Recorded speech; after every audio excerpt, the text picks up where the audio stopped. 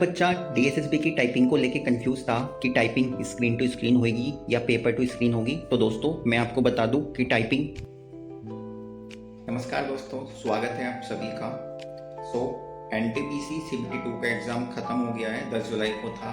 अब इसके बाद में मेरी डीएसएसबी एलडीसी की टाइपिंग है जो 27 जुलाई से 31 जुलाई के बीच में होगी। नोटिस आ गया है। अब मेरा जो टारगेट रहेगा वो सारा का सारा फोकस मेरी टाइपिंग पे होगा, क्योंकि वो भी बहुत ज़्यादा ज़रूरी है मेरे लिए करना। तो मैं आपको बताता हूँ कि डीएसएसबी की जो टाइपिंग है, हर बच्चा कंफ्यूज था कि टाइपिंग स्क्रीन टू स्क्रीन होगी या पेपर टू स्क्रीन होगी। तो ये बात क्लियर हो चुकी है कि टाइपिंग स्क्रीन टू स्क्रीन ही होगी। 100% श्योर है इस बात को लेकर। तो जितने भी बच्चे अपनी तैयारी कर रहे हैं या अभी करने लगे हैं, तो मैं ये कहूँगा कि सब अपने आप कंटिन्यूटी से और अच्छे से करनी स्टार्ट कर दे टाइपिंग को। आज मैंने भी अपना पहला सेशन किया प्रैक्टिस का, और हालांकि मैंने काफ़ी दिनों के बाद में अपनी प्रैक्टिस दोबारा से स्टार्ट की है, तो मेरी स्पीड भी पहले के कंपैरिजन में काफ़ी कम हो गई है, लेकिन वो धीरे धीरे अपने आप बढ़ जाएगी। 10-5 दिनों के अंदर मैं वेट करूँगा कि ये इम्प्रूव हो जाए, लेकिन एक्यूरेसी बहुत ज़्यादा मेंटेन करने के रखना पड़ेगा। अगर मैं एक्यूरेसी को मेंटेन नहीं करूँगा, केवल स्पीड पर फोकस करूँगा, तो मैं डिस्क्वालीफाई हो जाऊँगा। और ये हर एक बच्चे को इस बात पे ध्यान देना चाहिए कि स्पीड के साथ साथ हमें अपनी एक्यूरेसी को भी मेंटेन करना है। अगर हम अपनी एक्यूरेसी को मेंटेन कर रहे हैं तो स्पीड भी थोड़ी डाउन होगी, तो कोई दिक्कत नहीं है, लेकिन हमें अपनी एक्यूरेसी और स्पीड दोनों पे ही है वो ज़रूर अपना टाइपिंग टेस्ट देने के लिए जाए।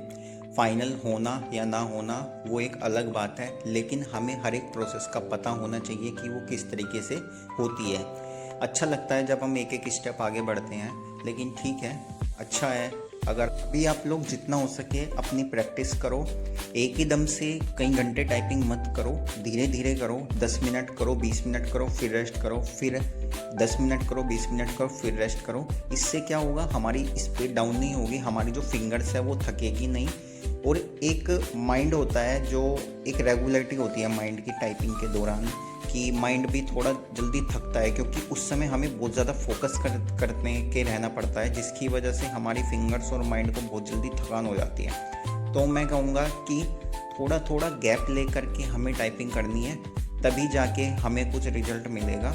लेकिन प्रैक्टिस सबसे ज़्यादा इम्पोर्टेंट है, रोज़ करनी पड़ेगी, तभी जा कर के कुछ हो पाएगा। क्योंकि 35 की स्पीड बहुत होती है, इतना इजी नहीं होता अचीव कर पाना 35 की स्पीड को।